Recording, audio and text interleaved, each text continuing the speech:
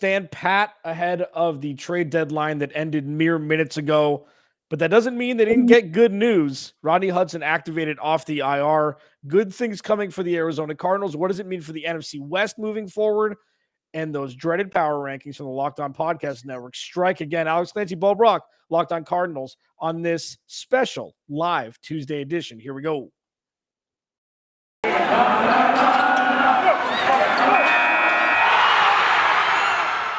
You are Locked On Cardinals, your daily Arizona Cardinals podcast. Part of the Locked On Podcast Network, your team every day.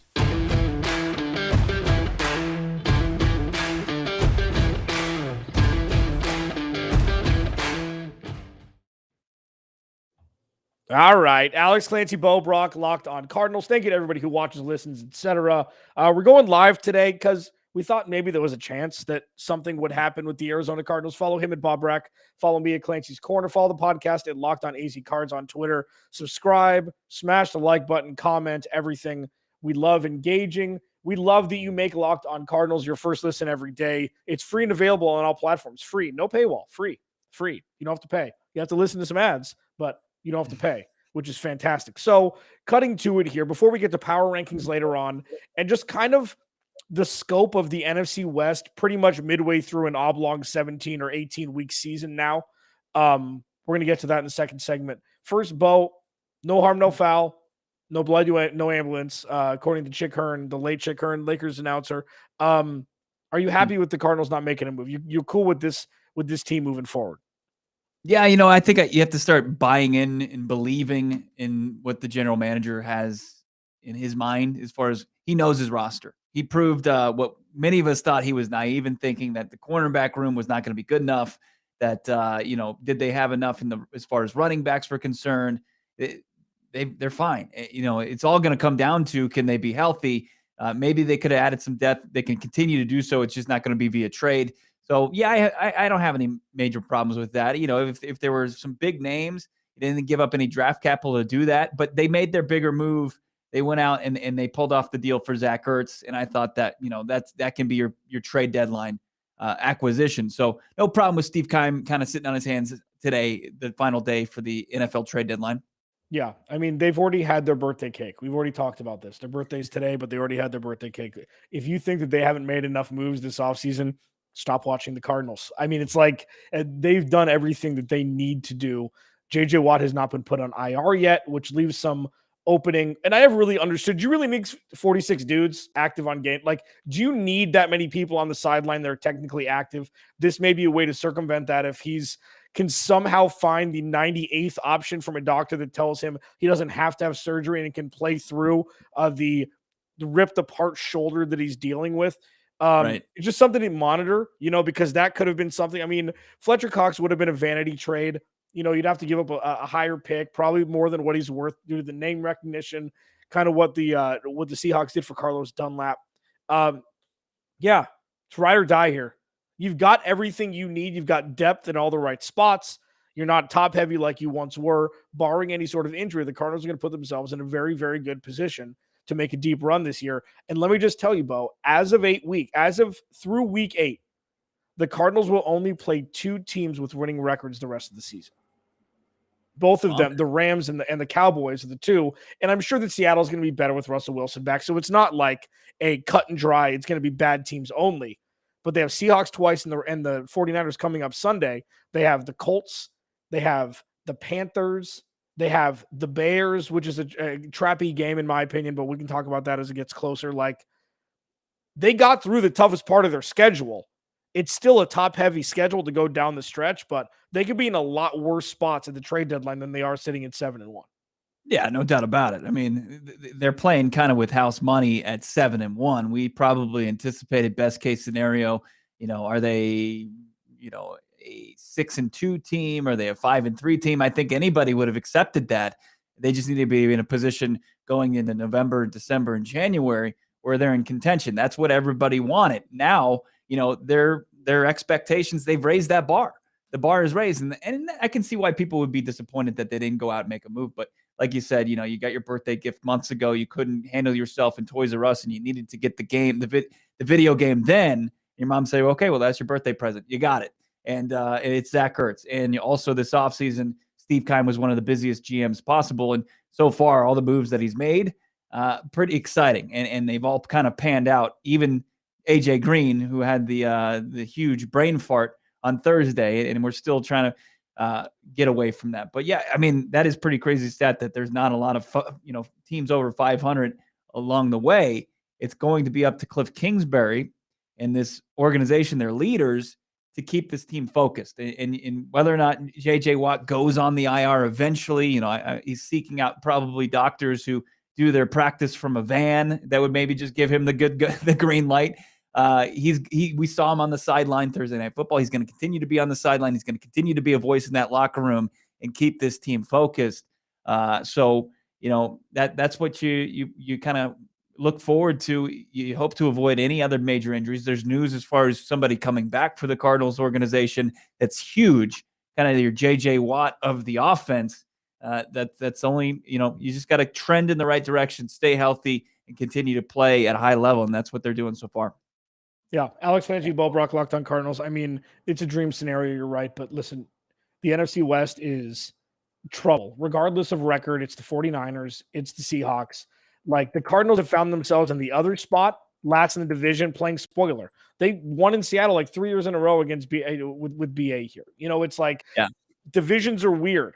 And if you think that the Cardinals are just going to walk in on Sunday with Kyler Murray at full strength or without and just beat the 49ers, it ain't going to happen. Like, Jimmy Garoppolo gets a lot of crap because he doesn't, he's kind of a lame duck a lot of times, but he shows flashes of a guy that deserved the $137.5 million or whatever it was the 49ers gave him. Right. He's an upgrade from Trey Lance right now. There's no question about that. No. That defense is getting better and better as the weeks go on. The offense they've kind of figured out with Elijah Mitchell, the 96 running backs they have. Deebo Samuel is playing at an all-pro level. That is a true statement. Through 8 weeks, he's playing at an all-pro level. I think he's third overall in total yards. Like, the dude looks to be exactly what they thought he was going to be coming out of college. So just because the Cardinals didn't make a move before the trade deadline, just because they have activated Rodney Hudson as of about 15 minutes ago, which is great news that Bo alluded to, they're not out of the woodwork yet, even though they're only playing two teams that happen to be over 500 through 8 weeks. This is when the season gets weird. There are different tiers of bad teams. Like, we're not going to sit here and say the Niners are a playoff team and the Arizona Cardinals, could very well likely lose to them, or they should lose to them on the road, because the Cardinals are the better team. But if they don't show up, if they fall flat, we even saw when the Niners visited the Arizona Cardinals a couple of weeks ago, they can lose. It's not the Houston Texans, where if you play a very bad game, you can still come out of there with a W. It's not the Jacksonville Jaguars that we saw in week 3.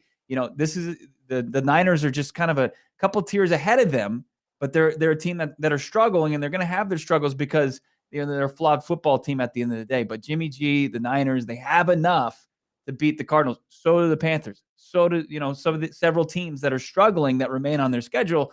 The Arizona Cardinals need to show up each and every week and stay focused, or they're going to take another L. But I like where they are. I thought even in a loss and a defeat that they showed a lot that we haven't seen from this organization in a long time, if ever.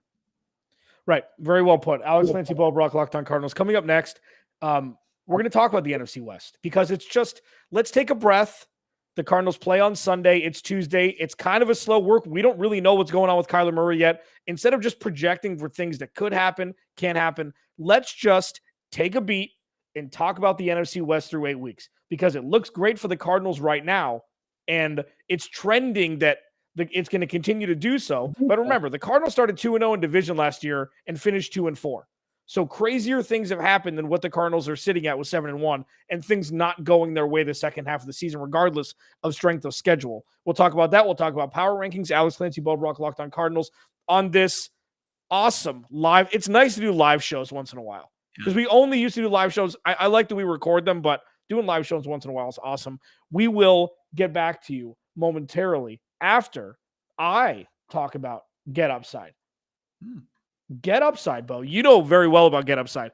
The Get Upside is the app that pretty much can get listeners to make up to 25 cents for every gallon of gas every time they fill up. It's so easy. Download the free Get Upside app in the App Store or Google Play. Use promo code touchdown and get a bonus 25 cents per gallon on your first fill up. That's up to 50 cents cash back. Don't pay full price at the pump anymore. Prices are going up, man. Get cash back using Get Upside. Just download the app once again and use promo code touchdown, and you can get up to 50% cash back on your first tank. We all drive, because we have cars. We're adults. We're over 16. And we're also trying to save money at the same time. The Get Upside app is the best way to do it. Again, you get up to 25 cents off for every gallon of gas normally. If you use the promo code touchdown, you get a bonus 25 cents per gallon on your first fill up. That's up to 50% off on your first fill up. Just do it. Download the Get Upside app on Apple or Google Play today. All right. Second segment. Alex Clancy, Bo Brack. Kind of a boring, anticlimactic trade deadline for the Arizona Cardinals. Now, that doesn't mean that the trade deadline or the 48 hours, before it ended weren't eventful for the NFC West. Obviously, the Los Angeles Rams traded for Von Miller. They gave up a second and third round pick. They're getting a compensatory third round pick though, so they will have a third round pick next year. But Bo, they're pretty much skin and bones there. In Los Angeles, they have a third, a fifth, and 2 7ths next year. Not exactly a murderer's row of picks, but they get Von Miller, who's 100. Right. So that's great. It's fantastic because JJ Watt is 4 days older than Von Miller. Yet JJ Watt is looked to be born in the Mesozoic era, and JJ Watt is looked to be the spry, 21-year-old football player. The Cardinals didn't give anything up for Von Miller except for a little cash that they could afford. Let me ask you this. So the Cardinals and the Rams are 7-1 each. The Cardinals have the tiebreak because they beat the Rams at SoFi. Do you think that a best-of-7 series the Cardinals would win? Or do you think that the Rams right now, because of the experience of Matthew Stafford, even though it was in Detroit, Cooper Kupp is playing out of his mind. He's shattering wide receiver records through 8 weeks. Robert Woods there. Darrell Henderson looks to be an RB1. They have the coaching edge, we think, at this point. Do you think that the Cardinals would win a best-of-7, and how many games would it take? I do think that they would win best-of-7. You're fully drinking the Arizona Cardinals Kool-Aid right now. They've already won, the one and done series. They beat the crap out of them earlier this season when both teams were at full strength. Let's not forget that. Matthew Stafford, everybody's all on the Matthew Stafford train. Like you talk about, the Rams and Von Miller, and they've added them, and they've got all these good things going their way, including the national media, being their biggest cheerleader. They want the Rams to be so good because they want them to play in their home stadium for the Super Bowl. They want to be right about Matthew Stafford. Everybody who made those predictions, which are easy predictions to make, that, hey, he's going to be pretty successful in Sean McVay's offense. Yeah, Jared Goff was. That's an easy prediction to make. But to say, hey, the Arizona Cardinals are going to be a team that's going to make some noise, like Alex and I have been saying, even going into this season, that's going out on a limb. And the Arizona Cardinals have surprised a lot of people who weren't paying close attention to this team. I think that as far as just player for player, and as far as the depth's concerned, and especially if you're looking at you want to go 7-game series, that the Arizona Cardinals would show that they can beat you in several different facets. They're not just going to be as top heavy as the Rams are. I'm not discounting the Rams. I'm just pointing out that I think the Cardinals right now are the better team.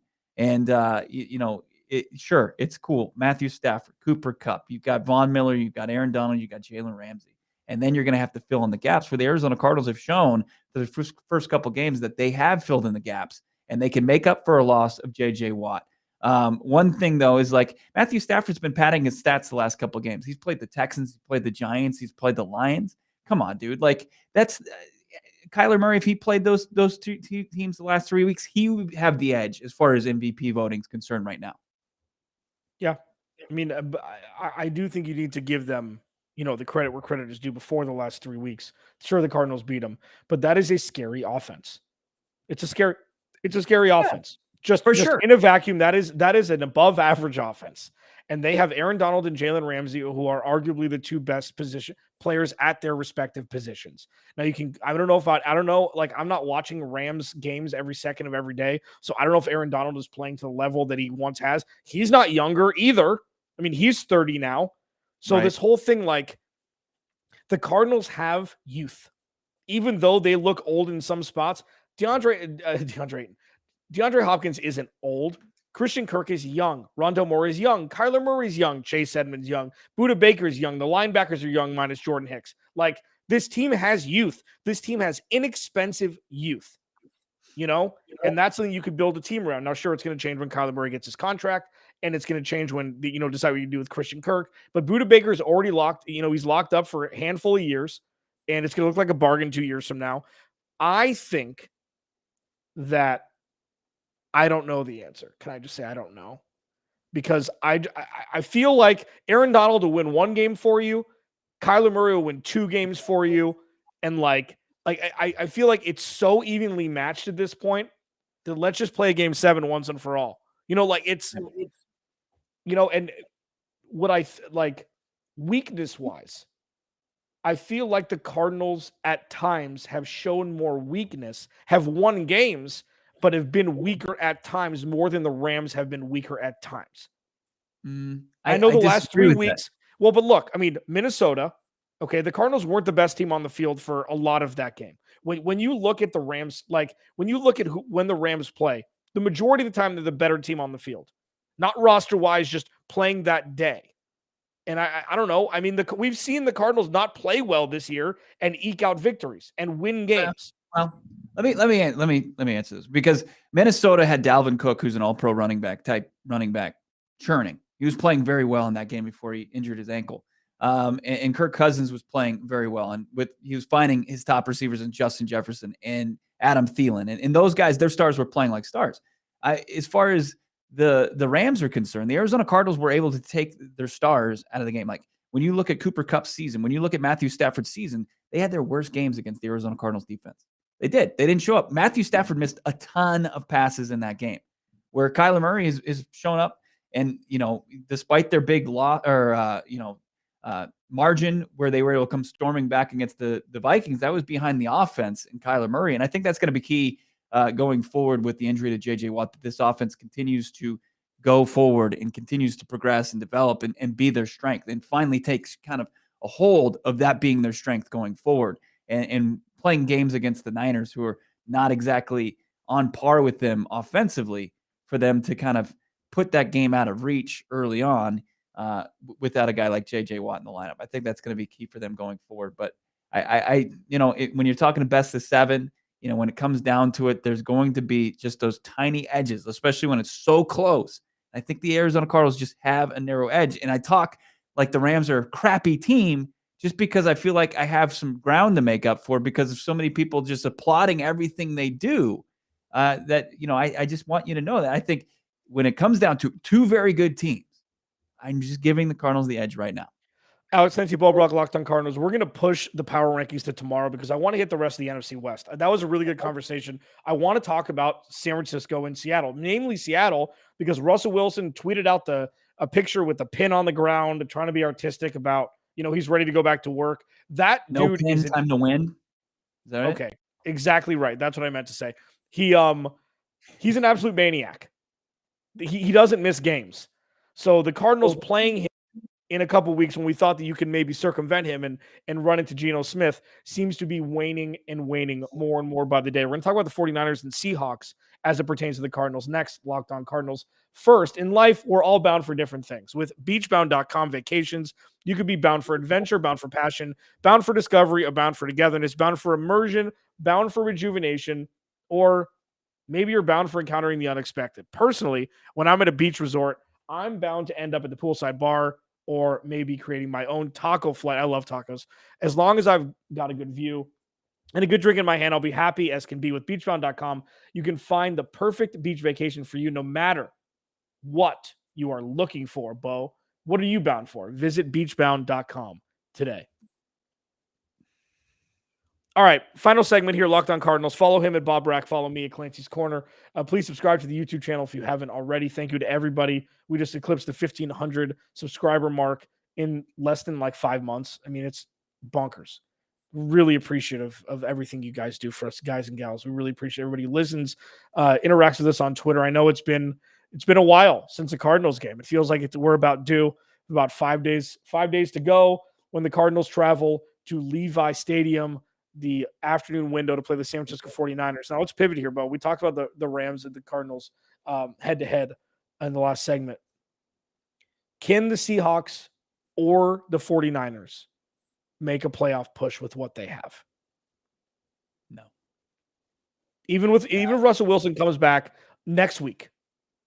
Yeah, I just don't think so. They were a team that had probably the least impressive offseason of anybody, and you saw that they're depleted.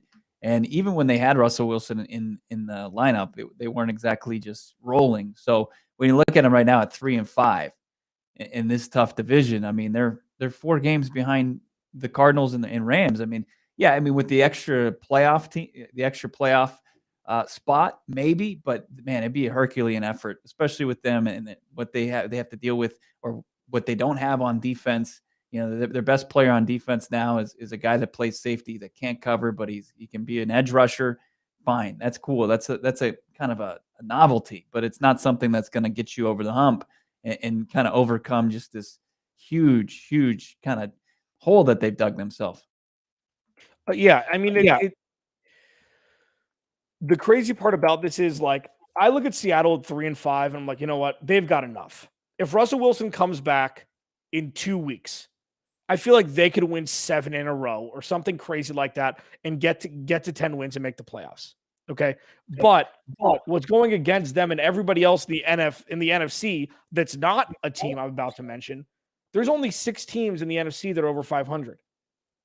That's 37.5% of the teams. That's not a lot. And not only are they over 500, 1 loss, 1 loss, 1 loss, 1 loss, 2 losses, 2 losses.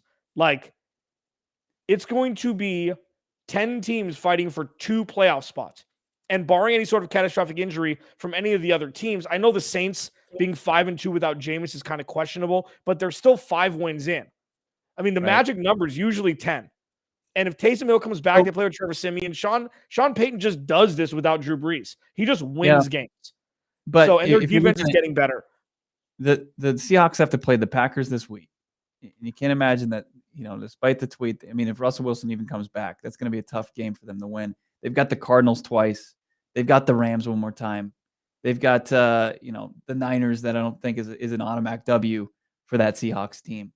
It would They're be actually on their bye week this week, and not to correct you on purpose, not to correct you. Green Bay's next. So they're on their bye week. Green Bay plays the Chiefs this week. That's the only reason why I know that, because we talked about that after they played the Cardinals. So Russell Wilson could legitimately be back in whatever week it is, week 10, to play the Packers first, and then if he doesn't, he's coming back to play the Cardinals his first week back from injury.